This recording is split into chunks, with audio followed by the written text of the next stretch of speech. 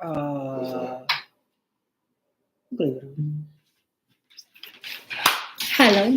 Hello.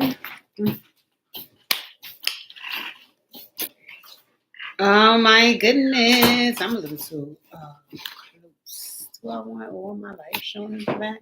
Folks are here. Is folks here? Oh, I didn't even put my mic in. Hold on.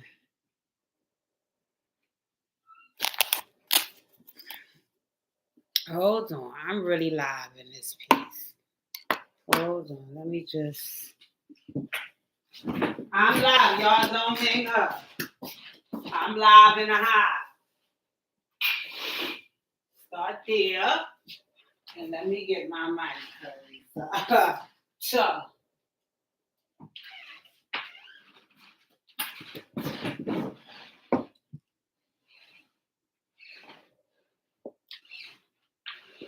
Let me get my mic, y'all. What they will not do is play in my face.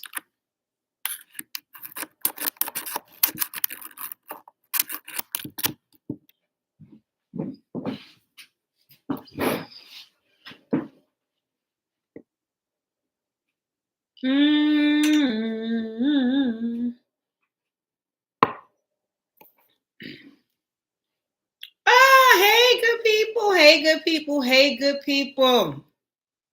Let's see if I can survive alive without playing in my hair. Let's see if that's doable. All right. Got my mic, got my mic, got my mic. I got my mic. I need my mic positioned a little differently. I almost forgot my mic today, y'all. Y'all know I can't be forgetting my mic because I got junk to pop. So I'm waiting for folks to get up in here. If you up in here, like the video. If you up in this piece, make sure you liking the video. Give me a few minutes, guys. We're going to let a couple of folks get up in here because we got some topics. Hey, Sayuri girl. You guys make sure you're sending the link to your people. They may have forgotten. They may want to tune in. So make sure you're sending the link to your people because we're going to talk our mess today. We're going to talk our mess today. We're going to talk our mess today. A lot went on this week. This week was weekend. This week was weekend. When I tell you this week was weekend, this week was weekend. So we're going to have some conversation about all of the stuff that took place this week. And we're going to try to figure out how we can, have a safe space for everybody to talk about how they feel about this week and how it was weekend. Because that's how I feel. I feel like it went up. So let me make sure folks know I'm here. It almost tried to give me some more technical difficulties, but no. I wasn't having that this time. Hold on one sec, my girl. So you text me. I see you, Sayuri girl. Can you guys hear me? You guys can hear me good? Thumbs up in the chat if you can hear me. I want to make sure I get heard. Everybody's Sunday dinner should be done. Everybody's Sunday dinner should be done. Everybody should be ready to tune in because we got topics. Thank you, Sayuri, for the thumbs up in the chat to let me know you can hear me. Hold on one sec. I want to push something back a little bit. I should have been way more prepared, right? Because I only told you guys I was going live 9 hours ago. So I knew that was going to happen.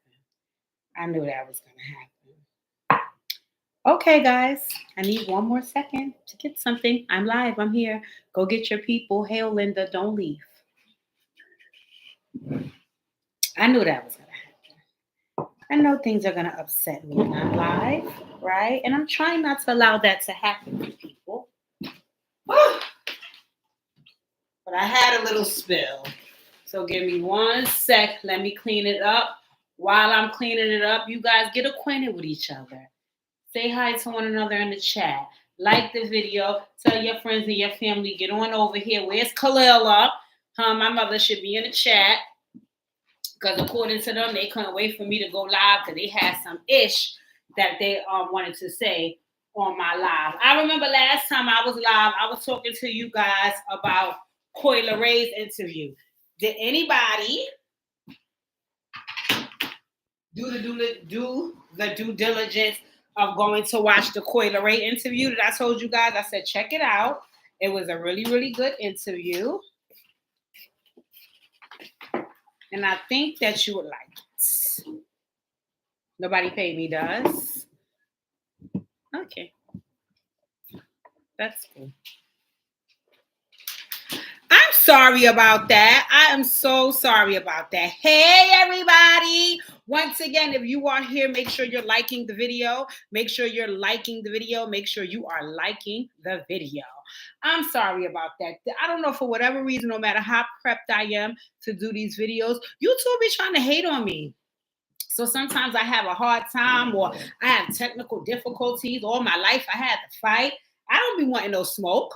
I don't be wanting no smoke, especially because the way this week went down, I'm trying to stay smoke free because the week was weekend and we got topics to talk about. So like I said, if you're here, make sure you go on in and like the video. Like the video, like the video, like the video, and let's get to talking about these topics. Now, let me ask, we had shows last week. Did you guys watch the shows? So did anybody watch Married to Medicine and Real Housewives of Potomac last Sunday? I'm only going to give a snippet. I want to shout out my girl, Olinda, because Olinda said she had never watched Married to Medicine, but when I started talking about it on my video, she decided to give it a try, right? So I'm excited. We have a new viewer. Olinda, I know you're still catching up, but I can't wait for you to get caught up so we can talk about all the deets, because Married to Medicine is a really good show.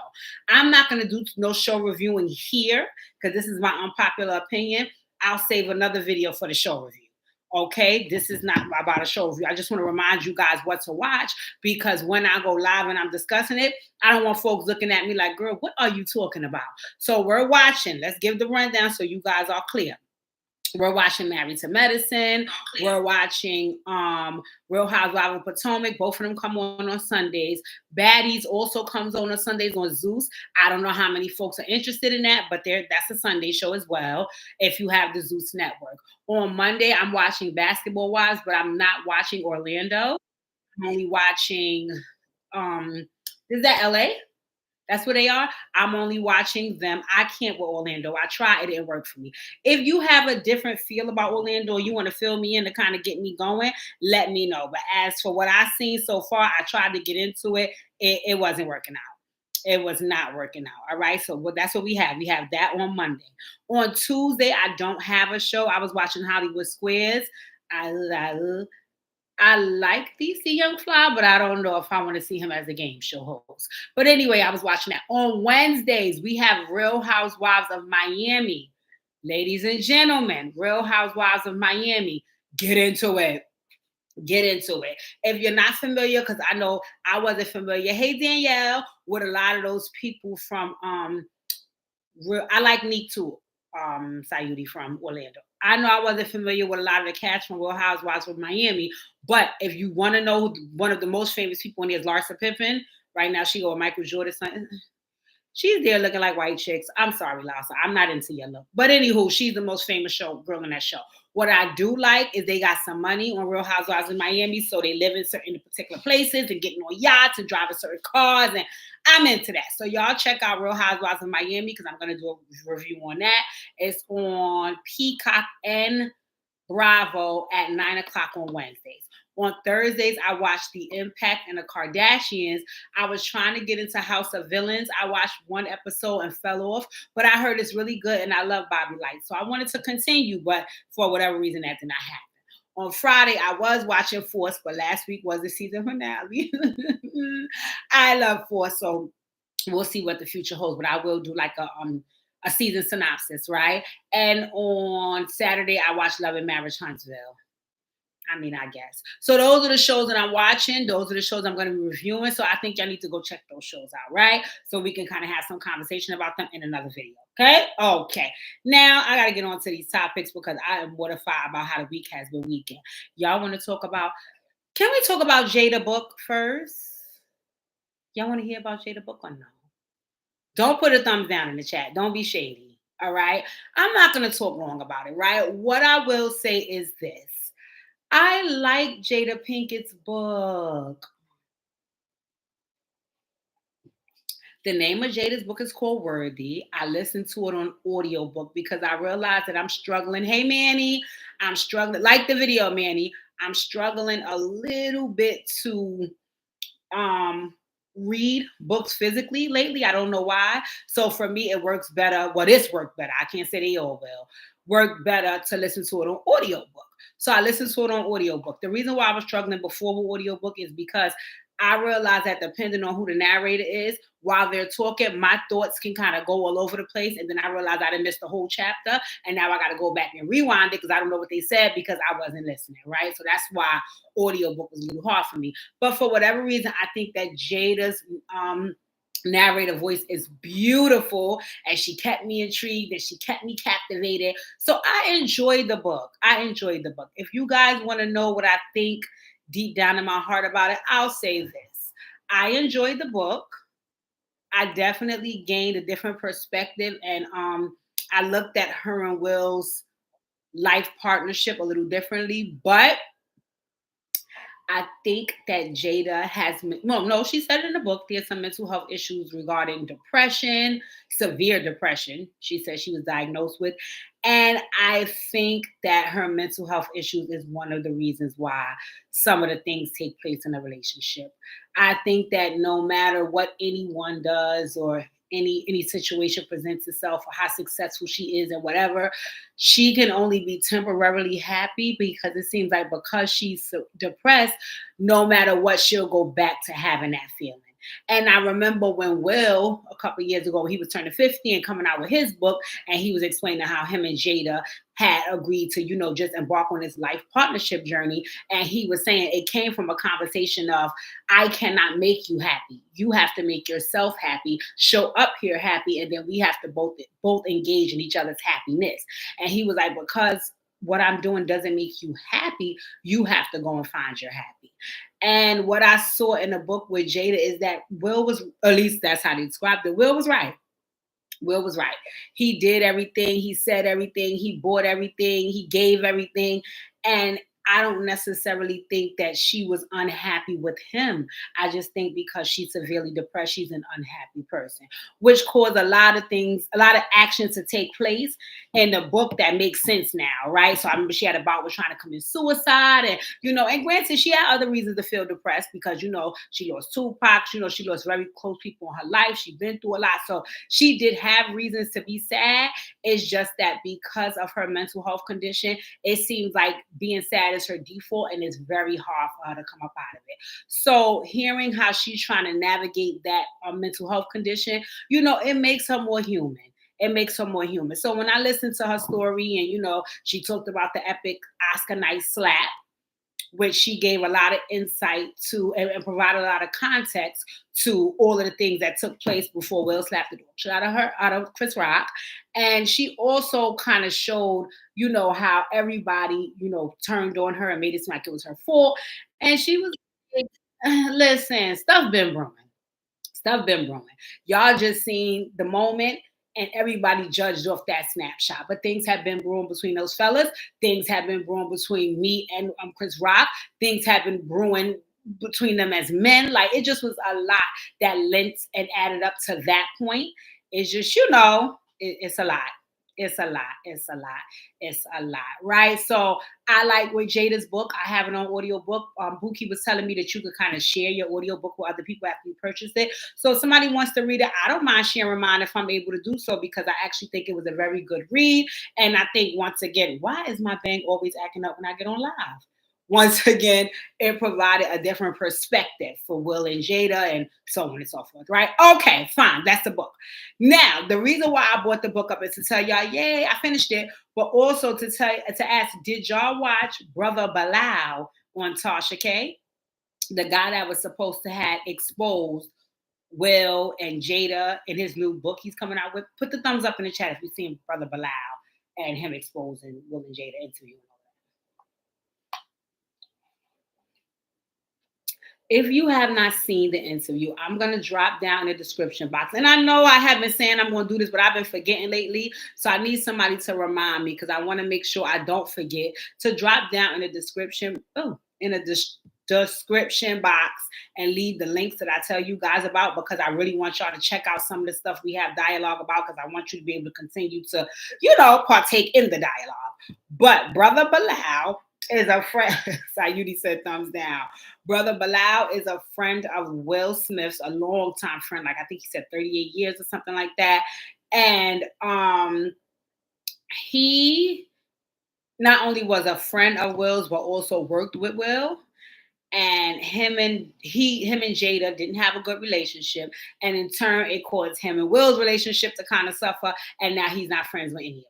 And because he's not friends with any of them, he's putting out a tell-all book about their circle and the sadistic things that he's claiming that they do, allegedly, and how they are just not good people and they're evil and so on and so on and so on and so forth. He wants to expose Will's sexuality and Jada's drug use and allegedly.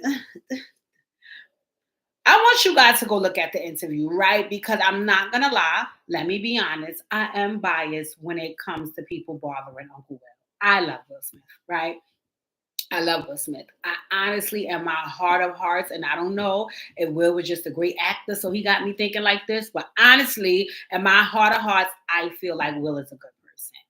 Am I saying he is or isn't gay, or am I saying he is or isn't a scary? I don't know. I don't know about all of that. What I do know is that I love Will. So a lot of times when people say bad things about him, or they do things to assassinate his character, or they try to play him like I feel like Chris Rock did, I kind of get offended, because I'm like, leave Will alone. Like, leave Will alone.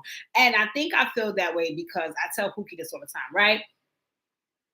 I am a person who, I get very emotional when I see people hurting, right? So if you're a person that's always very happy and loving and sweet, but you have another side to you, when I feel like somebody has done so much to you that they've pushed you to that other side, and I get to see that other side, it makes me very emotional and sad, because I feel like your default is to be happy and loving and connected and compassionate, and you've been done so wrong that now somebody is getting to see your other side. And for me, that makes me sad, because it's like, why would somebody want to do that? Why would you want to do that? Why would you want to take a person who is relatively nice and loving and funny and just wants everything good for the world? Why would you keep poking and poking and poking and poking and poking until you expose the other side? And what do you get out of that? And that's a real question. I want to pose that to the chat. What is the satisfaction in that?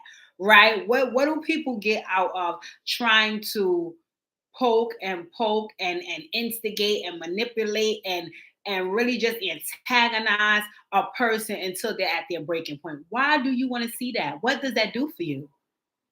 And I realized that it's a lot of people in the world that kind of take pleasure in seeing that other side.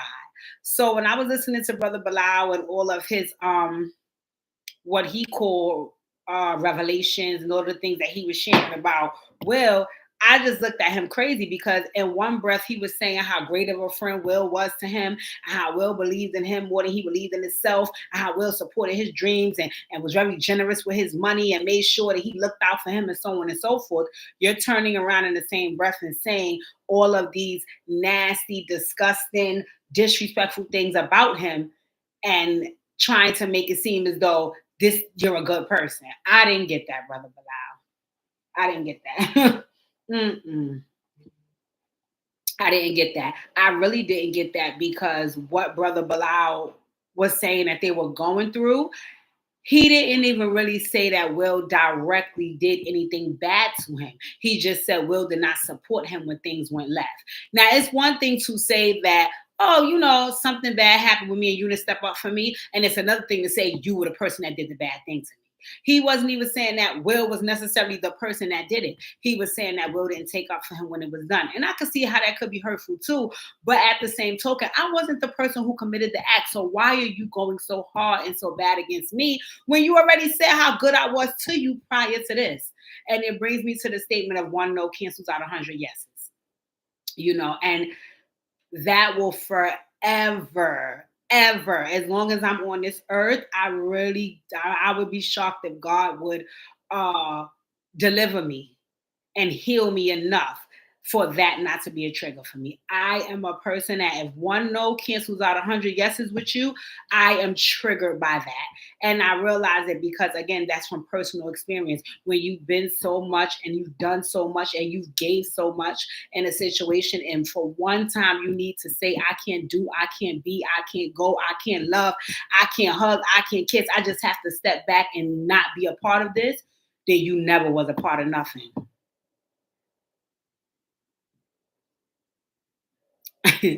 And what I saw with Brother Billal was he was so angry that he wasn't getting his way that he made it his business to tear Will down. And I felt like, in the same breath as you saying this man has did so much for you in the last 38 years, the one time where he couldn't do what you wanted him to do, you turned on him. And I would never be able to be okay with that.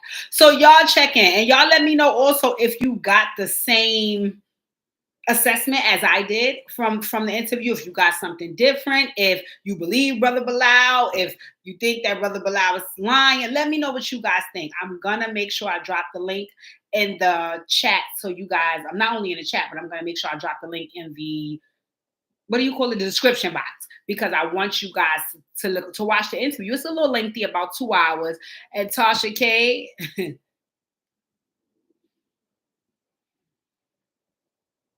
Mm-hmm.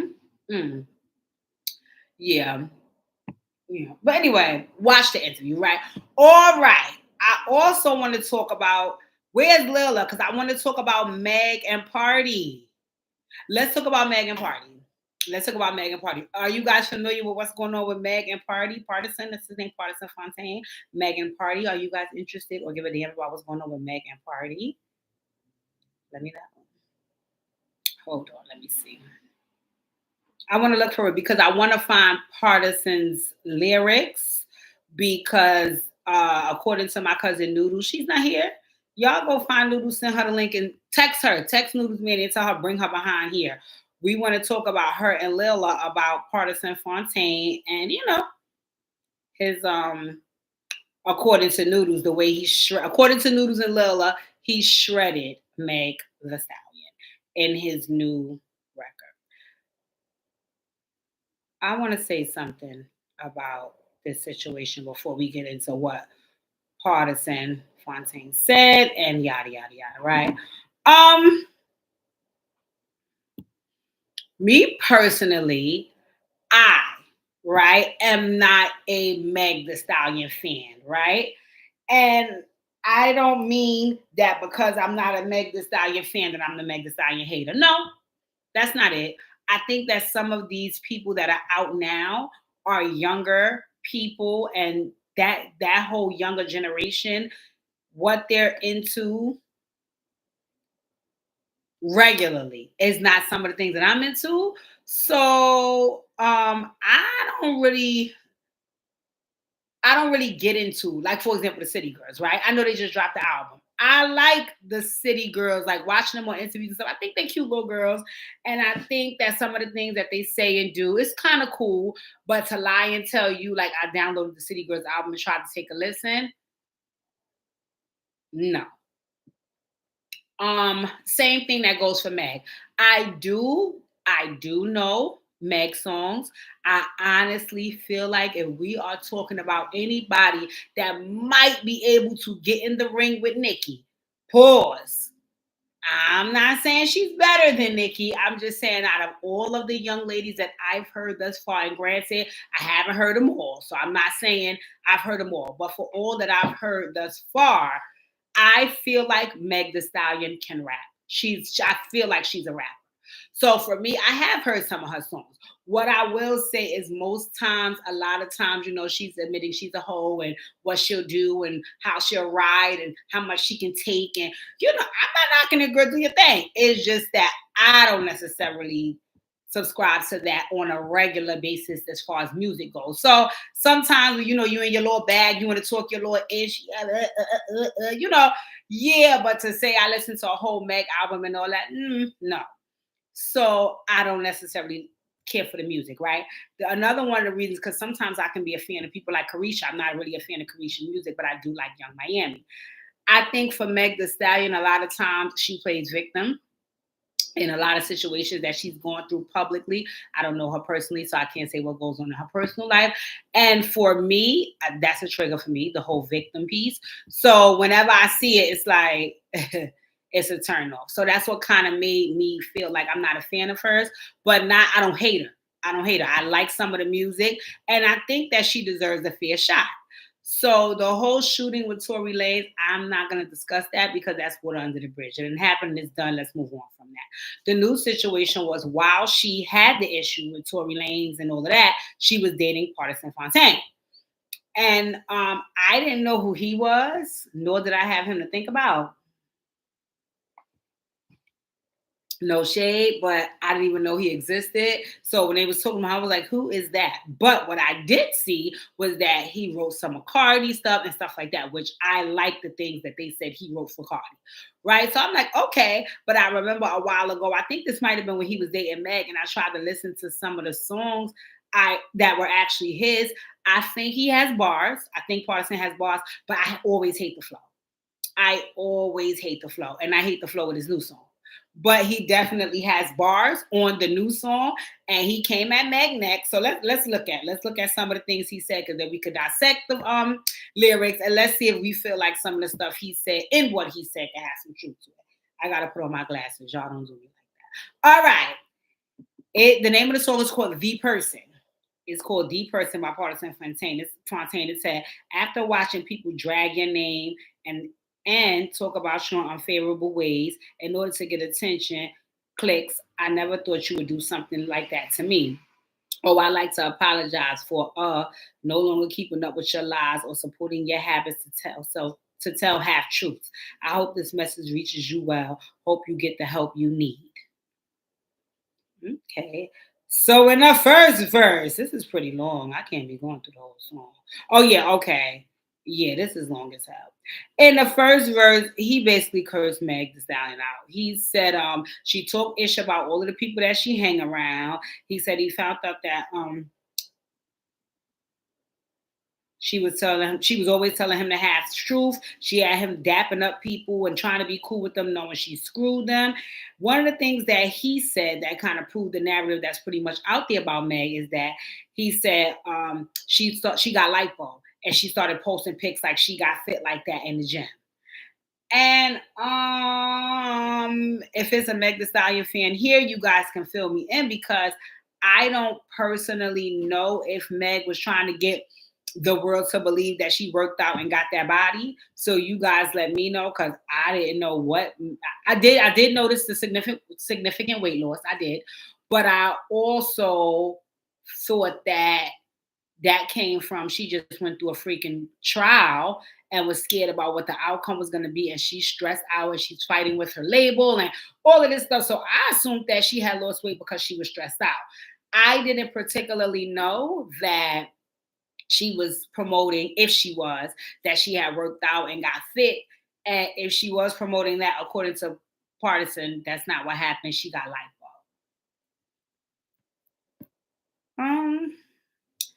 I don't know if I care that Meg got lipo, right?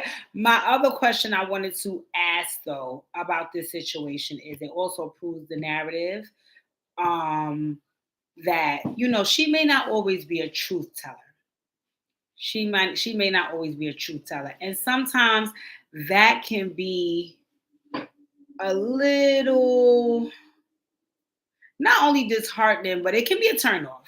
It can be a turnoff because when you are in a situation with a person, whether that's a romantic relationship, a friendship, or that's your family, if you're advocating for them and you got their back and you loving them down to the ground and you want to support and so on and so forth, if they're not being honest with you, that can turn you off from the entire situation, because it's like, here I am rooting for you and holding you down and having your back, and you're not even really being honest with me or telling me the truth about what I'm supporting, rooting for, and what I'm having your back about. Like, so now you got me out here looking stupid because everybody knows that what you're saying is not the truth. And it kind of makes me look like I'm a fool for believing you when everybody else knows what's going on except for me, and I'm supposed to be the person that's down for you. And again, that's personal for me. That's personal for me. Don't embarrass me and don't make me look stupid when I'm doing you the courtesy and the respect and also the honor of having your back. Whatever it is, lay it out and let us deal with it, right? So I saw Bianca said, my thing is people are not solid no more. He's not happy or things not going well. He would rather tear Will down, and that's whack. Okay, Bianca. Yes. So you was talking about Brother Billal. Brother Billal. Yeah, Brother Billal. You guys have to really, really watch the interview because Brother Billal, he played himself. But like we were saying about Pardison and Meg, I honestly feel like one, I think he was hurt that Meg did him that way because if you guys watch the song, and I'll drop the lyrics in the link below, I think that a lot of in his song, he basically was saying like, I still love you, and I can't believe you did me dirty like that in the song. I was talking to Pookie earlier, and we were discussing how things have shifted. Things have shifted since him and I were young. When we were younger, you would see a woman hooting and hollering about what somebody did to her and how they played her and how they lied to her and that wasn't right and going around telling everybody, he cheated on me and yada, yada, yada. And even if a man has a totally different version of the story, in the era that we came up in, you would never see the man publicly speak about his version. You would see the woman be all out of sorts because her emotions was all over the place and she got to let everybody know and she's so heartbroken. And granted, the gentleman may have the same or different version, but unless you are really, really, really, really close to that man, you won't know what his version is because it's not in the man's nature back then to divulge personal information so freely. And I was telling Pookie, I was like, it amazes me how men nowadays rush to the internet to give their version of the story or to have a rebuttal against a version that's being given of a story that they're a part of. I'm just used to men being like, believe whatever you want. I know what happened and whatever. It's whatever, But playing devil's advocate, when I thought about it, I said, but I think what's happening now is most of the times people are doing business via the internet, right? Via social media, right? Most times you're getting paid from something that you do up there in this day and age. So I think if somebody says something to diminish your character publicly, you probably wouldn't care about it, but I think you would if it affected your bag. So I think with Pardison, I don't think he only spoke out with his quote unquote diss track to discredit Meg because he was hurt. I think he also spoke out because he believes that it could affect his bag. And nobody wants their money being affected. Nobody wants their money being affected by what could potentially be a lie or not. So I think his reason for going out and speaking, because he spoke deep. He spoke deep. He spoke deep. He spoke deep in that song. Like he really told the nuts and bolts of what he feels the situation is. Whereas I think Meg really only gave like a one liner, if I'm not mistaken. Like you got caught in your so whatever. Him, he just went into deep detail and made the whole song about her. So I think he was trying to not only say, hey, you know what I'm saying? This did not happen, and you painting a bad picture of me. That's not true. And B, you won't stop my bag and make everybody look at me as I'm the bad guy that did America's Sweetheart. So when I seen that, I was like, okay. I mean, I guess I don't know where we go from here, but he definitely poured it on thick and he definitely said everything he felt. And a lot of things that he said, I will be honest and say I kind of already thought about Meg, but I'm not sure because I don't pay attention to her career enough to know if those feelings are just me outside looking in or they're really genuine to who I think she is. Right? Because he was saying that, the rest of the world knows one version of her, but this is the real version, and she can sometimes do and say things, and she needs help, which, mm, mm. I think that folks have to be honest about who they are. I think that when you date a person or you're in any relationship with a person, you need to be honest about who they are as well. Because I think that sometimes too, people are dating people and because they really, really like them, they want to see something different for them. Right. So it's like, I kind of saw this in you. I kind of felt like you was like that. I kind of thought you was that way. But because I really like you, we've been having such good times and I enjoy your company, I'm kind of try to go with the other narrative that you're trying to paint to me and the one that I want to believe, that all of the stuff that I see, that's not really true. That's not who you are. So let's look at something else. I hear you. I mean, I don't know if that's the smartest thing to do. I don't know if that's the smartest thing to do because when you overlook who people show you they really are, you end up suffering in the end. And I've definitely been, I don't want to call it, but I've been in that situation. I've been in that situation where somebody showed me who they really were. All the signs to me pointed to them being that person. But because again, we're having a great time, we're keeping company, we're enjoying ourselves. I'm like, eh. I think that people tried to act like they was like that. They ain't really like that. They real cool and nice. Are they? Really? Or is that what you want to believe so you can continue what y'all got going on? So I don't know. I don't know. I think again that Pardison's record was deep. I think he meant every word. I think a lot of that is his truth. And I wonder, is Meg gonna clap back? I wonder, is Meg gonna clap back? Because the one thing I know about her, she be off, man. Like she don't got time. She be on to the next. So I honestly can't see her like really involving herself in a back and forth with him. I think she kind of gonna be like, okay, boy.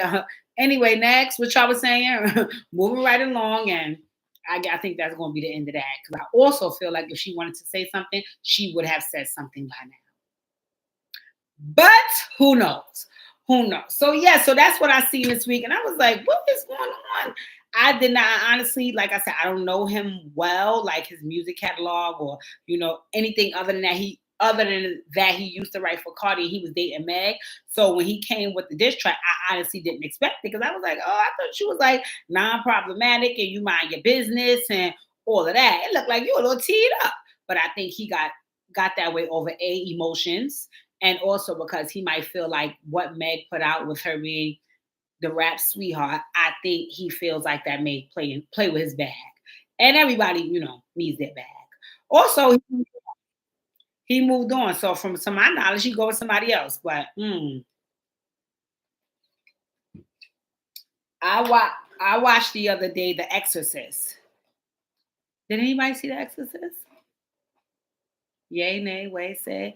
I watched The Exorcist. I think this is something different. It's not just The Exorcist. It's The Exorcist Revealed or The Exorcist Return or The Exorcist something. The new Exorcist. It's worth it. I enjoyed it. They had some parts that they could have tweaked to make it better, but I enjoyed it. I definitely enjoyed it. I tried to watch Tyler Perry's new documentary, the Tyler Perry story, Maxine's Baby. I tried to watch it 3 times and fell asleep all 3. That's a little shocking for me because I like Tyler Perry. I like his movies. I like, all of the stuff that go on with my boy. So I was shocked that, I tried, but it didn't work in my favor. So I'm gonna try again because Tyler Perry's story is remarkable. It needs to be told. It was a beautiful thing. So I want to watch, how he got to where he is because it's inspirational and motivational. And you definitely need that motivation when you're trying to get up and do what you need to do and make stuff happen. So that was that. Now, I want to get on to what's on the thumbnail.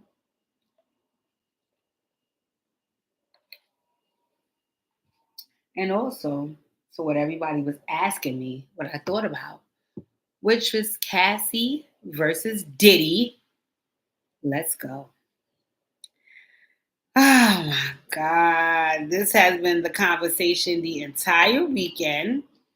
And folks are really, really, really, really, really, really, really going crazy because this was a lot. This was a lot. This was a lot. This was a lot. Cassie put out a 35-page document, a 35-page document. Now I cannot read all 35 pages. I cannot read all 35 pages. What I seen online was the battle. I seen the battle online, and a part of me felt like with the battle, I understand both parts of the battle. I do. I definitely could see how. Let me calm my goddamn wig, because what y'all will not do is play on my face on the live. I like my wigs looking good on the live, right? Okay, got it together. Read the room, girl. All right. So what I will say, right, is that I hear everybody. I hear everybody's debate. I have my own debate. So let's get down to it. Let's get down to it. I know everybody want to talk about Cassie. Everybody want to talk about Diddy. Everybody has been in a DV relationship. Like, I just heard it all. I've heard it all this weekend. So go get your folks. Let's get it together, because it needs to be discussed. It needs to be discussed. So let's get down to it, and let's hear some feedback from folks who have their own input about what they think happened or what went on. Right?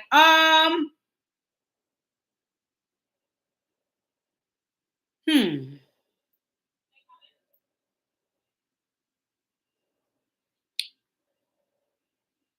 The other day, Cassie went public with a civil suit against Diddy for $30 million in regards to the abuse and the suffering that she had to undergo in over a decade-long relationship that she had with him. I had kind of had a feeling that something like this was coming down the pike, because I had really got heavy into TikTok around, I want to say, look at Pookie talk about Diddy. I want to say at around November of last year, around the same time, I had got heavy into TikTok, right? Heavy into TikTok. So I was going crazy and watching how to remodel and build a house and all this craziness, right? I got heavy into TikTok. So when I got heavy into TikTok, I had noticed that Sayudi said Diddy is a monster. I believe everything. I had noticed that a lot of videos were swirling around um, on TikTok about Diddy. Now, I have found that kind of odd, because I was saying it's been years of rumors about Diddy and yada, yada, yada. So, what is making right now such a sore spot for Diddy, right? What I remember when I first initially started watching it, it was because I think around this time, I think maybe last summer, Diddy was having parties somewhere. And wherever he was having the parties at, it was like an outside venue, and there would always be a bed in the venue. And it was all this, like they were saying, like some weird things was going on the bed with one of the drill rappers or something. And I was like, what is going on with all this Diddy stuff? And then I started seeing videos on TikTok, like surviving Diddy and stuff like that. I'm gonna tell you something about TikTok. I remember that it was a rumor that TikTok was going to be banned in the United States, and I honestly could understand why, because TikTok ain't no joke. TikTok is very, very informative, very, very informative. So when they were saying all about the Diddy, so I was peeking. I was like, why is this stuff coming up? And then next thing you know, I started seeing more and more conversation about this. So I'm like, Diddy, I don't know, Diddy. It's looking a little fishy for you, because now TikTok is on it and they making everything hot. And when TikTok make it hot, that means it's up and it's stuck. Let me say something, right? Let me sidebar. Years ago, not years, could have been about 2 or 3 years ago, when I kind of got into Tasha K. I remember Tasha K doing this interview with this girl named Virginia, and it's crazy because I rewatched the interview yesterday. And Virginia is one of Diddy people. And in an interview, she was saying how, you know, how abusive Diddy can be in a relationship, all the stuff they went through. But one of the things that always stuck out to me that she said in the interview that I never forget was, she said that she one time when they were going through something, and she put out some pictures of something of him and her, and he was angry about that. She was like, when she finally spoke to him, and she was like, you know, I'm sorry, I didn't mean to do yada yada yada. She was like, don't worry. He was like, don't worry, because page 6 is printing the story about you and Tristan Thompson right now. So she was like, excuse me. So she was saying that she never, so Tasha K was like, well, what's the issue with that? Did you date Tristan Thompson? She was like, I never met Tristan Thompson. She was like, that's how powerful he is. Like, when he wants something done, he can make it happen. And no matter how messed up it is or how good it is, he just has that much power, influence, and money. And she was like, it really hurt her because she was like, what the hell? Like, he really can do these things. And when I was looking over and hearing and reading, I was looking over some of the documents, and then I was listening to some of the other content creators and hearing some of the things that Cassie was saying he did. It was like, wow, like Diddy is really, really, really a piece of work, allegedly. Because at this point, Diddy, is you gonna get my internet shut down? Like, I don't know. I don't want to talk too crazy about you. But anyway, Cassie drops it. Boom. So when Cassie drops, what happened? I watched America. Everybody go and stand a pose, right? Everybody had their place that they wanted to stand because I'm gonna let you know what I feel and I think about this whole situation because yada yada yada, right? To all of my domestic abuse survivors, right? I definitely number one on the list want to convey how strong you guys are and how much courage it takes and how a person like myself who's never been in a domestic violence situation, I can't really tell you what I think you should have done when it was going on and so on and so forth, right? That compassionate side of me is there. Also, it's another part of me that knows that I have not been a victim of because the one time I told y'all last time, I'm gonna put his hands around my neck, he would never even get the opportunity to be in the same room as I'm in unless it's by accident. So I can't honestly say that I've been a victim of it where it's happened repeatedly and stuff like that. No, never, ever in his lifetime, right? So I do get that it's not relatable to me. I don't know what it feels like to have that situation, right? But I also try to look at all of these situations that roll out as a whole because I think mainstream America is getting folks fighting, mainly black people, and that's the plan.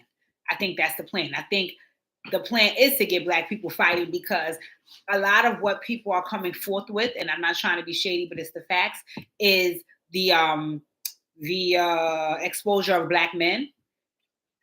Most times in this situation, the abuse involves a black woman, which gets everybody on the defense about what is taking place when it's mainly involving black people. And I think that's the plan.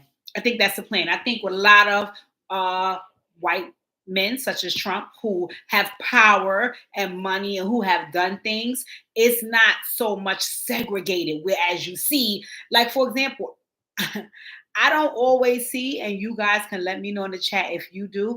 I don't always see white women speaking out about the abuse that they've had to undergo under the administration of Trump, right? So if it happened, I'm not saying it didn't happen. I'm not even saying they didn't file any lawsuits or civil cases or so on and so forth. I just know that they don't do a lot of public speaking about it. Whereas with black people, if it's done by the behest of a black man, it's publicized all over the world that this is what they did to me. Case in point, the R. Kelly documentary. And I don't want to be ignorant and try to make it seem as though, because I want this to be clear, I don't want you guys to feel like, well, it doesn't matter what the color is. It shouldn't matter. It just shouldn't be done. It shouldn't. It shouldn't be done. It should not be done by any man, black man, white man, purple man, green man. It should not be done. I just always peek at who they expose, how they expose them, and who are the people that is doing the exposing. Right. And the one thing I learned about white people is no matter what we go through, for things to continue to work in everybody's favor monetarily, we gonna maneuver this differently. So if a white man did rape a white woman, she may secretly seek justice. It may not be plastered all over VH1, MTV, and Netflix, right? Whereas a person like R. Kelly, his whole case went on for a 4-part series because we need the world to know what this man was. I agree. I agree that the world does need to know how fucked up this man was. I agree that the world needs to know how fucked up all these type of men are. Not just the black men who've done things to black women. And what I feel is that a lot of times that is what happens. It's like, okay, if this black man did something to a woman of another ethnic background, we need to push that to the forefront. Definitely don't let him do it to a white woman. Definitely don't let him do it to a white woman, because then it's plastered all over the place. But if a Caucasian man does something to a black woman, it's talked about, it's discussed. It may even be a lawsuit. It's very quiet and discreet. And, it's no huge court case, and it's no TV series about it. It's just like, okay, that wasn't good. Even like the Harvey Weinstein movie that's on, I want to say I seen it on Prime or something like that. I noticed that does not get as much publicity as Surviving R. Kelly did. I think it's strategic, but that's a separate conversation. So let's talk about the situation at hand, which is Cassie and Diddy, right? I want to just share.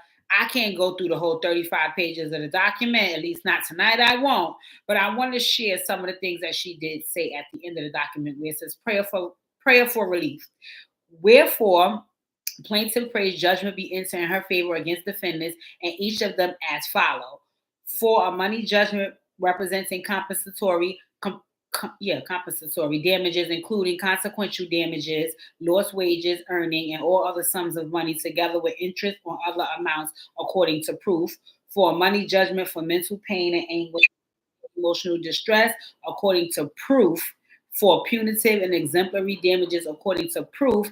For attorney fees and costs, for prejudgment and post-judgment interest, and for such and other further relief as the court may deem just and proper. But that's not what I was looking for. I'm sorry, y'all. I wanted to tell y'all. Oh, okay, here it is.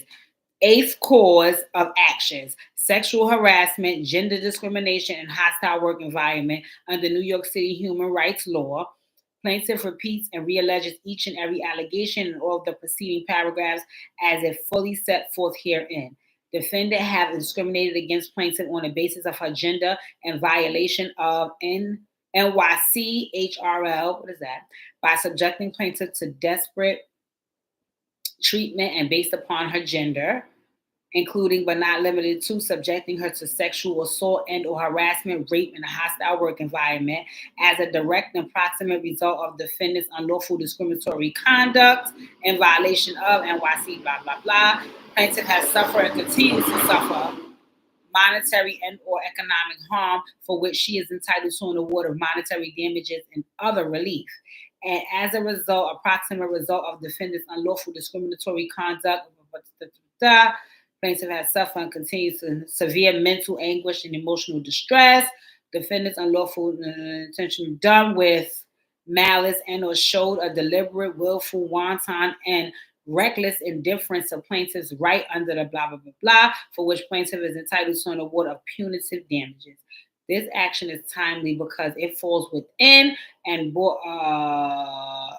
is brought during the 1 year period set forth in that section. That claim brought herein alleged intentional and negligent acts and or omissions for physical, psychological, and other injuries as a result of conduct that would constitute sexual offenses as defined in Article 130 of the New York Penal Law, and such as and or omissions were committed against Ms. Ventura when she was over 18 years of age.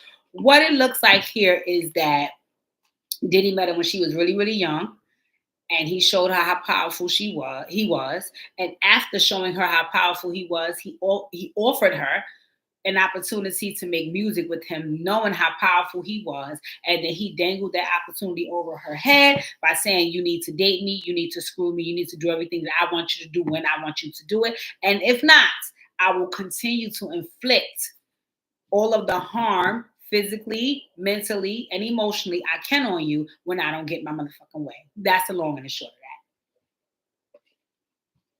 that. According to her, it was prostitutes that they had third party situations with, and he watched and played with himself allegedly, and she had to sleep with these people, and there was a lot of drug use. It's one part in a document that says that she had to select all of the sex workers that they would have the third party situations with. You know, he told her, go look for them, find them, set up the date, the time, and I'll be there because I want to have a freak off, allegedly. They also said that all of her medical records, which I have to speak with Pookie about the HIPAA laws, because they said all of her medical records were sent to him. One time she was having some memory loss. They gave an MRI. They had all the results had to be emailed to Diddy. He financed her entire life. He asked her to hold guns, allegedly. You know, there just was a lot of power that he had over her because of who he was. And this lasted, I want to say they said 13 years that she was in this situation. The video that I posted as the thumbnail showed her with a busted lip. Somebody said that he would beat her repeatedly and then he would send her on vacation until the bruises healed. There was stomping, there was weapons.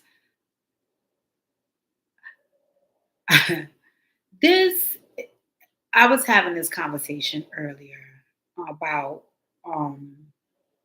being privy to this type of behavior. And I won't sit up here and act as though I've never seen acts of violence, right? I have. I have. It's just that I am so detached from physical violence that any sign of it draws up an intense level of emotion in me. And depending on who the act of violence is against, the emotion may just be too overwhelming for me. Like I remember witnessing a daughter try to fight a mother. That was too overwhelming for me. You know, to see siblings fight as if they don't know each other, punching, kicking, trying to really, really harm a person that you are a blood relative of. Those things are too overwhelming for me. So to work in an environment where not only is it this intense level of violence, but it's also against a person who does not even want to fight back or who does not even have the wherewithal to do so. How sadistic and demonic is the person inflicting the violence on that person? And then I have to also ask about the folks that's around witnessing this. How can your mental capacity take it? How? Because for me, I'm not the person being directly hit or directly harmed, but it can feel like that because I'm here watching this take place. And one of the things that the girl Virginia said that Tasha K had the interview with, she said nobody actually stood there and watched. She said it would always be like when they could tell it was about to go to that level, everybody would just leave the room. So as if to say, let me just turn my back so I could be on some, I didn't see nothing, so I didn't have to say nothing. And a lot of this is because, 9 times out of 10, when you are in that situation and you don't want to do anything or you don't feel the need to do anything, it's because that person is providing for you financially in ways that you could have never imagined and you couldn't do for yourself.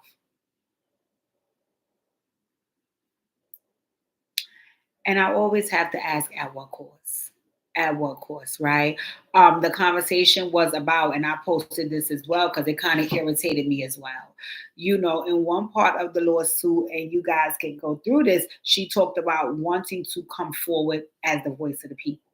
And that is what everybody was arguing. And it wasn't necessarily my argument. I just, to some degree, felt disappointed. Because I think it's one thing to say that I went through a lot with this person. And the only way for me to feel like I'm going to have any vindication is for them to pay me for my pain and let me move on, right? Had that have been a situation and she'd have just said, listen, I'm in this to collect all the money I deserve for my pain and suffering.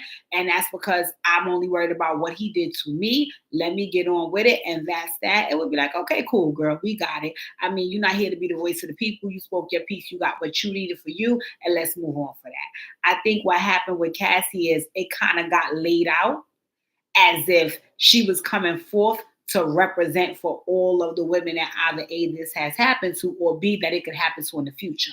So let me get to exposing and sharing and bringing light and shedding light on all of the things that have been done to me because I don't want this to continue. And I was having a conversation with a cousin of mine, and I was saying, because what my cousin was saying was, she was like, no, she did come forward. She did shed light. Now that everything else let the chips fall where they may. And I said, well, that's not kind of what she put out there. Right. It was more so like, I'm going to continue to fight. And what continuing to fight looks like is making sure you're constantly having these discussions about what took place, what happened to you in detail, because that's the only way you're going to raise awareness. That's the only way you're going to raise awareness. If you come out and you say, hey, I want to let you guys know, somebody just punched me in the eye right here, and then you see the person on the side getting money for getting punched in the eye, and then you see them kind of just go back inside the store, you like, well, did that person really punch you, or did you say that because you wanted some of their money because they was on the corner in front of your store?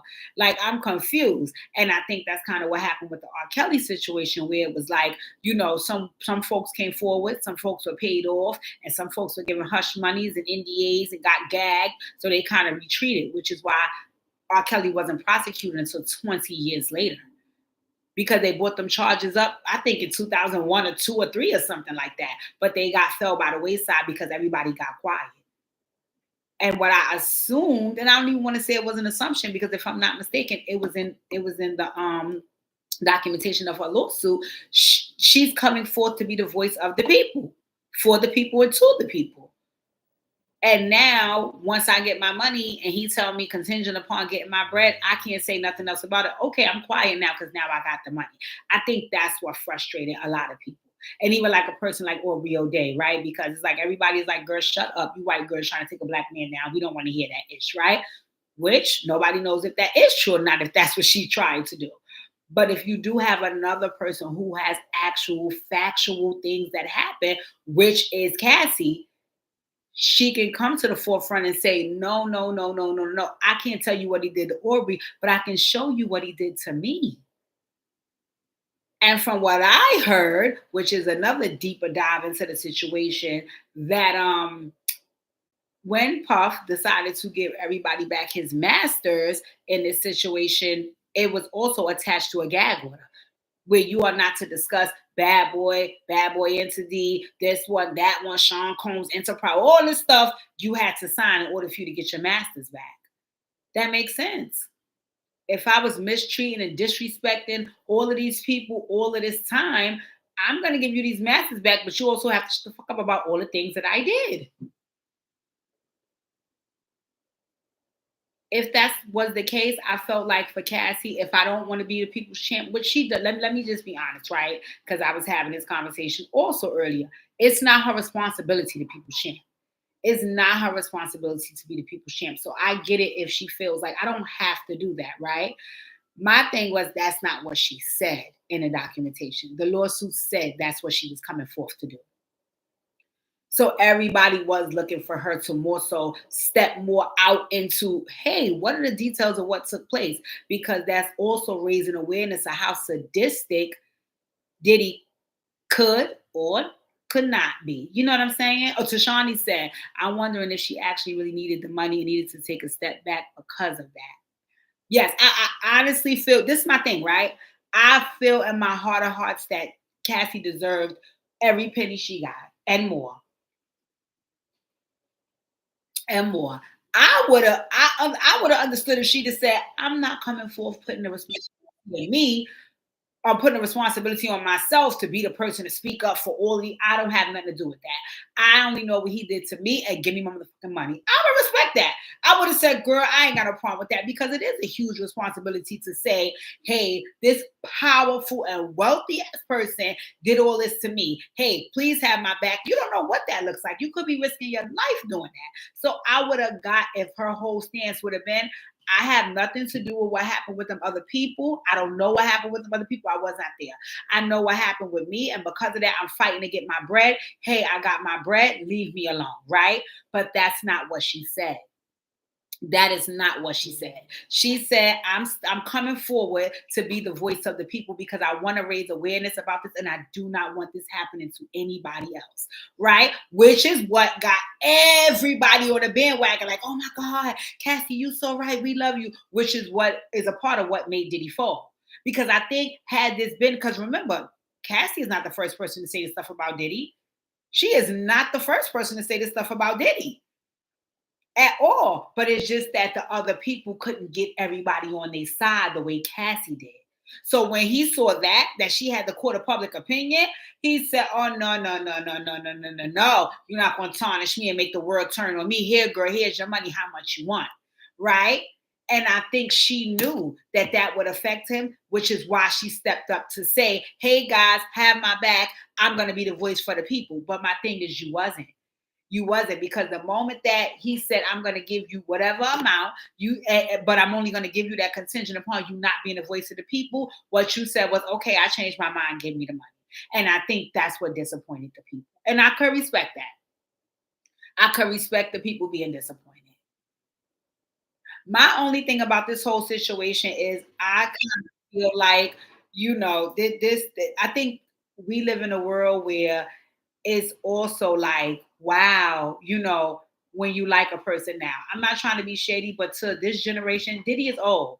The most that the young people now, a 22-year-old, they probably know about Diddy because he's screwing Carisha. So right now, Diddy is not the people's champ. So because he's not the people's champ, it's like we don't give a damn about what happens to him. So yes, we can bring it to the forefront, because I guarantee you, if this story was about one of the people that's hot right now in the public and everybody loves them and they're the people's champ, they could be doing the same thing that Diddy did and the world would look the other direction. I feel like that's what happens about Krishan. A number of people who is like, okay, well, the world likes you, so all of your bad behavior should be celebrated because we really like you because you mad nice. And me, I'm not that type of person. I have to be fair. And in this world, we're not going to be fair. I don't want to be a part of that, because I also feel like I may be on the side of what's unfavorable at one point, and I do not want everybody turning on me because I'm not the people's champ. I'd rather you turn on me because I did wrong, not because you don't like me. That's not fair. And I feel like that's what happens in this world. Diddy ain't the only man to do this. Diddy is not the only man to do this. Back in the days when they accused R. Kelly of it, the reason why he was able to slip through the cracks because he paid that money off. And at that time, R. Kelly was at the height of his career. I never forget. I went to a Summer Jam concert. That was right after all of that whole situation about him getting in trouble and yada, yada, yada, right? You know what they did? You know what he did? He wanted to see how the crowd was going to respond to him. So he went on the stage with a radio and he played all of his hits. And when I tell you, I was one of those people who not only did I watch the sex tape where he peed on the girl, I was one of those people in the audience screaming about all his hits and going crazy. So when he stood up to do his remix to Ignition, I damn near cried because that was I was happy to see R. Kelly. I didn't give a damn that he just pissed on a 13-year-old, 14-year-old, 15-year-old. That was my man at the time. That's what takes place in the world today. That's what takes place in the world today. And as I aged and got older, I realized how unfair that is, and I want to be a fair person. Diddy ain't the only man going on with this type of stuff. Diddy is just not the most favorable at the moment. Most people are I've seen videos of you are an athlete with immaculate strength and muscle, watching you slam a girl into a TV, beat them all up and down the room on camera. On camera. And because you may be a star athlete, you don't really get in too much trouble for that. Yeah, that we gotta be fair here. We gotta be fair here. On top of being fair, we have to be factual, because it is some things that happen in these cases that kind of make me look like, that's like a catch-22. But let me go in the chat and see what they're saying. Daya said, I think it was about the money, which she deserves. Tashani said, yeah, I think she and her current duo are not being the money and like that, are not getting the money like that. I think Tashani meant if she would have taken it all the way, I don't know that she would have gotten what she asked for, because she stayed for 10 years. I think she really needed the coins, so she hushed up. Yeah. And from what I also heard, I don't know if this is true or not, I heard he was offering 10. She said, go to hell with that, and 1 in 30. I heard that he might end up giving $50 million. That's a huge payout. That's a huge payout. It definitely doesn't take away from all the pain and the suffering that she endured, but it is a huge payout. What I will say about the payout is, for me, I feel like Cassie had a lot of solid things that worked in her favor. So I would have only taken the payout, but I would not have allowed myself to be gagged. Now, we probably could have had a conversation about what I could or couldn't share, but I would not have allowed him to silence my truth. No, no, no. And if he would have told me, I'm not paying you nothing, and unless I can gag you, then we would have went to court, because what I got, I feel confident in. That would have been me. That would have been me. We would have went to court. We would have went to court. Because what I feel and what I think Cassie knew was what she had was solid. So why fall under an NDA? No, you won't silence me. Now, granted, we probably can talk about what you're saying I could share. I would be open to going to the round table to say, okay, because I got daughters, can you please not tell the public that I raped you because we were in a relationship or whatever, when we had that. Like, right? I'm not saying I would agree to that, but I would be willing to hear him out if that's something he said, right? Like, can you please not, maybe you could talk about me giving you drugs, but please don't talk about the rape part because I have daughters, right? I wouldn't mind like going to the table with what I was gonna share and having him give me some feedback about what he felt about the thing. I would have not, but you would not have been able to gag me. No, you would not have been able to gag me, only because this is my truth. These are the things that really happen. You know, and I fucking know it's what happened. You know, and I know it's what happened. So if you think you're gonna have me be quiet about my truth, I'm not gonna do that. I'm not. I'll take it a step further. I would also agree. I can come out with a book and I can do interviews and not say your name. Now, what the public assume is their fucking business, right? I can agree not to say, but you cannot gag me altogether, because folks need to be aware that there are monsters and predators out here like this. They need to know. Now, whether you want them to know it's you or not, that's on you. You shouldn't have fucking did it. But they need to know that these people are really out here and they need to be careful. Another thing that I think that Cassie could have done, and I want to raise some awareness surrounding this too. I seen a lot of women getting hot. I seen a lot of women getting hot. I seen a lot of women getting hot because either A, they have been in domestic violence situations, or B, they just don't like that. So some women are not fond of men, right? I don't know what you call that, but I've seen it a lot, right? Me personally, I don't knock it, but the reason why you guys were here, and I know that this might annoy some people on my page, but I am not a fan of folks not taking accountability. I don't care what the situation is. I don't care. I don't care. I do not care. I don't care what the situation is. If you don't take accountability, it is not the point that it annoys me, because that's one part of it. But not only does it annoy me, it also lets me know that you're not providing yourself an opportunity to grow. And that's all accountability is about. I'm going to give an example, right? In a situation that I had where the person put their hands on me, right? That was the first and the only time it happened, right? We were not arguing and fighting prior to that or any of the sort, but there were signs. There were definite signs that he is a man that has no issue with getting physical with women. On top of there being signs, right? After I had assessed the signs on my own, I started to hear stories of other physical altercations he's had with women, right? Right there, I'm being made aware of something, right? And even prior to me hearing what he did with other people, just things that I have assessed, I am aware that this man has the ability to take it to that level, right? I'm aware of that. When he put his hands on me, in all fairness, if I'm being honest and taking accountability, I definitely antagonized that situation for him to get physical. I definitely did that, right? I know that some of the things that I was saying could be a trigger for him, 100%, right? I also, in those moments, didn't give a fuck because he was triggering me. So I took it all the way, right? After he put his hands on me, I immediately exited. I didn't stay. I didn't wait till the morning. I exited, right? When I left, I told myself, Khadijah, nobody on this planet has the right to put their hands on you. Nobody. There's no excuse for that, right?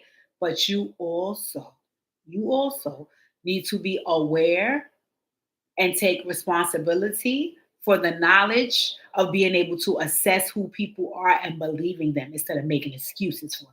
Because that's exactly what I did. That's exactly what I did. I said, if I treated you this way and I talked to you this way and I gave you this, then you would never do that to me. That was making an excuse for his behaviors that he had projected on other people. He would do it to anybody. It's who he is. So don't get mad at the world because you made an excuse for a person and they showed you who they really were, which you already know. Take accountability. And because of that, that was February 2007. Here we are, damn near, what is this, 2023? We are 16 years later. And I have never been in a situation like that again because the moment that I've even been in the presence of a man that act like they liked me or wanted to talk to me, and I've seen that behavior because of me learning from my last situation, I get the fuck up out of there. I get up out of there. And I want people to understand, because a lot of times when you say these things to people, people say things like, oh, well, that's you. You can be strong enough. Everybody can be strong enough. Everybody, not just me, everybody. You can be strong enough. But you can only do so when you take accountability for your thoughts in the situation. That was the first time that ever happened to me, right? We all have first experiences. You have to grow through things. You have to have experiences. It's just a matter of what I see is people will be in a situation. They won't take any accountability. They will be the victim in a situation. Everybody around them will tell them that, oh, you know, somebody did something to you and that wasn't fair and that wasn't right. Not acknowledging what you did. And then you'll turn around a month or a year later and have that same situation with a totally different person because you didn't learn from the first one. So what I ask is that people take accountability for their actions, and not because I'm the accountability police, but because I want you to learn from them so you don't repeat the same mistakes that you claim hurt you. Because that's what ends up happening. You repeat the same cycle because the first time around, everybody told you that that wasn't your fault. That's what somebody did to you. You didn't play no part in that. No, they may have played a worse part, but you definitely played a part as well. And let's learn from the part that you played, even if it's something as small as taking responsibility for knowing that there were signs there and you still allowed it to play out. Because if you don't, what ends up happening is the next go round, you meet another man, Khadijah. You witness his behaviors. You make another excuse. You look past the signs. They do it again. And now everybody says, oh, he blacked your eye when you were so nice to him and you gave him everything and you treated him so good and look what he did to you. And yeah, but I also knew that he had the tendency to do so. And I did what I did the last time, ignored the signs. That's not only on him, that's on me as well. So I think that we all need to start looking at the part that we played. You know how sometimes you see a person, God forbid something happens to a person, right? And then you say, where was their family? And then you have the family say things like, I tried, and sometimes they did. It's one thing to try, it's another to succeed. So it is definitely areas that we need to look at so we can all be accountable for the things that take place, and not because you want to take the blame of you or you want to be the victim or you don't want to no, it's so you can learn. Like I said, for me and my experience, I learned that stop giving people passes. Stop making excuses for them. The compassionate, lover, empathetic in you always wants to see the good in people, that you will bypass all of the bullshit that they show you to prove you're a good person. Why can't you just being a good person and knowing that be enough? So I learned a very valuable lesson with that situation. And I feel like this Cassie thing, I don't think it's only on Diddy. I don't think it's only on Diddy. I think a large part of it is on Cassie as well. And that's why this playlist is called My Unpopular Opinion, because I know I might get crucified in the comments when people watch this video, because the nerve of me to say that a woman who is getting abused and given drugs and being used for sexual misconduct, and how dare I say it's her fault. I didn't say that. I did not say that. I said she also played a part. And I think that Diddy needs to have his judgment day. And I think that Cassie needs to take away from this all of the lessons so she does not repeat the same mistake. Not because she's not a victim.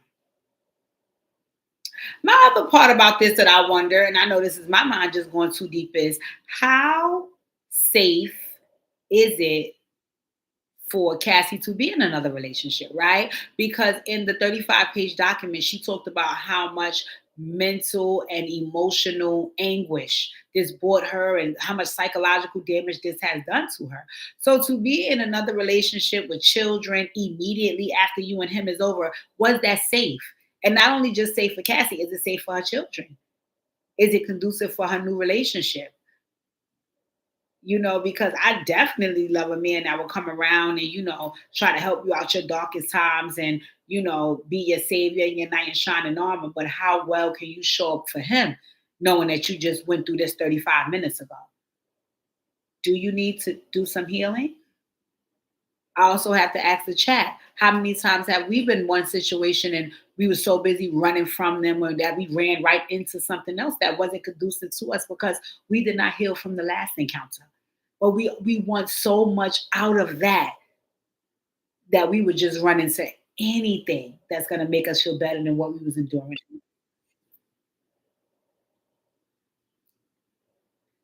So, not to discredit Cassie as a mom or anything, but are you okay to parent? Are you okay to be a wife? Because 35 minutes before you were either one of those things, you were just in one of the most traumatic situations for the last 13 years. Have you healed? My prayers is with all of the DV survivors. My prayers is with all of them. I cannot say what would happen, if I was in that situation, because again, if a domestic violence situation means I was continuously involved in somebody physically abusing me, no, I've never been in one. Have I ever had a man put their hands on me? Yes, a man choked me. Yes, he did. But I haven't had the continuous situation that folks are labeling what domestic violence looks like. What I will say is this: I've known people who've lost their lives to it. It's very serious. And I think the only way that we can honestly, find some solace and healing in what takes place is if everybody is accountable for themselves and then they do the work to get better. I think at this age, Diddy is not going to do no work. I'm sorry. I hope Diddy don't shut down my internet, but I'm being honest with you. I don't think he's going to do any work. I don't.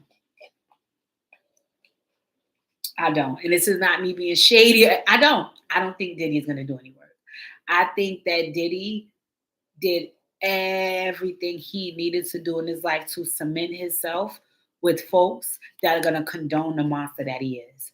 So I think that he's going to continue to silence and gag people with money. I think he's going to continue to abuse and belittle and disrespect anybody in his circle because he has power and influence and money. And I think that folks are going to continue to allow it because they benefit from everything that they're receiving. And I feel like there will be a judgment day for everybody.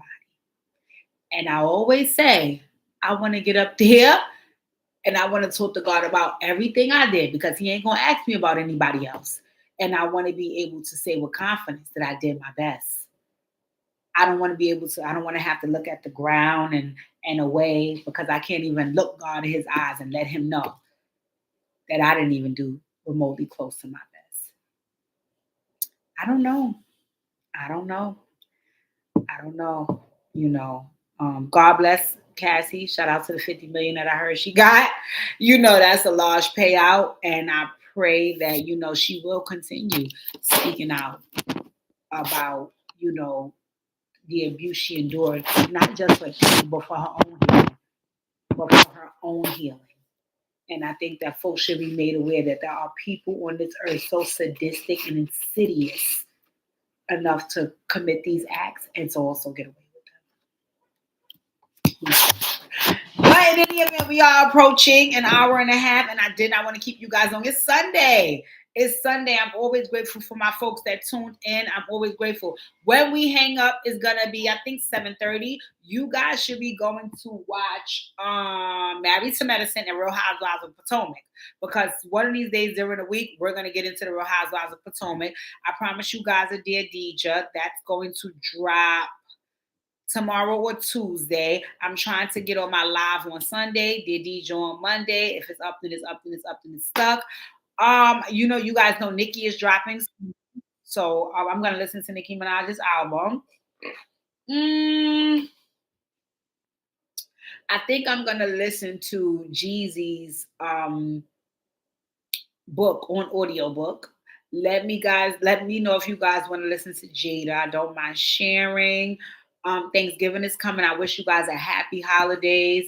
You know, make sure you hug on and love on your family, because it will become a time where not as many people will be gathered around the table. So who you have this year is who you need. Hug them and love on them. You know, happy holidays. I love you all. Make sure, if there's any part of my life that stood out for you or that you disagree with, whatever, you know, take a picture, screen record, send me. Let me know you watched and you tuned in. Give me some of your feedback. I appreciate you guys being here. There's some more topics. I want to talk about the Coi Leray stuff next week, and Benzino. And we'll see how this goes. But make sure you guys are liking, commenting, sharing, and subscribing. Make sure you're letting your friends know I go live every Sunday at 6 with my unpopular opinion. And I'll be dropping a Dear Deja really, really soon, either tomorrow or Tuesday. I love you guys. Thank you for tuning in. Go have your Sunday dinner. Enjoy your work. Bye-bye.